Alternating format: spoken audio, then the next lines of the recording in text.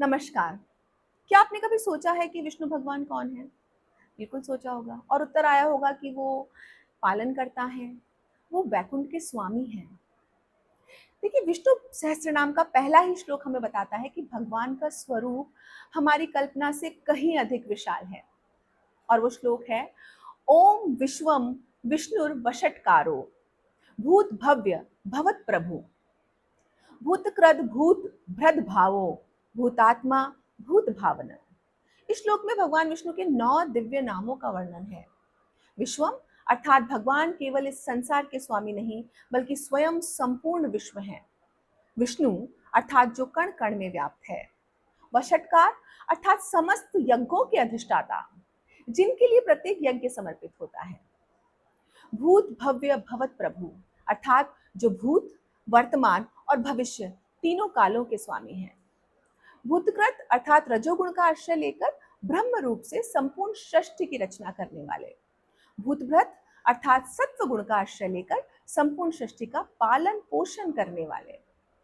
भाव अर्थात नित्य स्वरूप होते हुए भी अपनी इच्छा से स्वयं प्रकट होने वाले। भूतात्मा अर्थात जो सभी प्राणियों की आत्मा के रूप में विराजमान है। भूत भावन अर्थात जो संपूर्ण सृष्टि का पालन करते हैं और सभी प्राणियों का कल्याण करते हैं। अब इस श्लोक का भाव समझिए।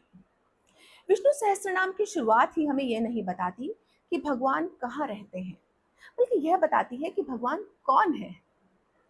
वे ही संपूर्ण सृष्टि हैं, वे ही उसके रचयिता हैं, वे ही उसका पालन करने वाले हैं। वे समय के भी स्वामी हैं, हर जीव के भीतर आत्मा के रूप में विद्यमान हैं और प्रत्येक प्राणी के कल्याण के लिए सदैव कार्यरत हैं। यही कारण है कि विष्णु सहस्त्रनाम का पहला नाम विश्वम रखा गया है, क्योंकि भगवान केवल संसार के बाहर नहीं, बल्कि संपूर्ण विश्व के रूप में ही प्रकट हैं। जब यह भाव हमारे मन में आता है, तब हमारी प्रार्थना केवल शब्दों तक सीमित नहीं रहती, बल्कि ईश्वर के वास्तविक स्वरूप से जुड़ जाती है। इस श्लोक का संदेश क्या है?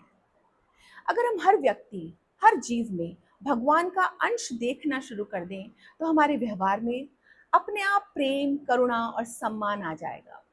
विष्णु सहस्त्रनाम का पहला श्लोक हमें यही सिखाता है कि ईश्वर केवल मंदिरों में नहीं, बल्कि संपूर्ण सृष्टि में व्याप्त है।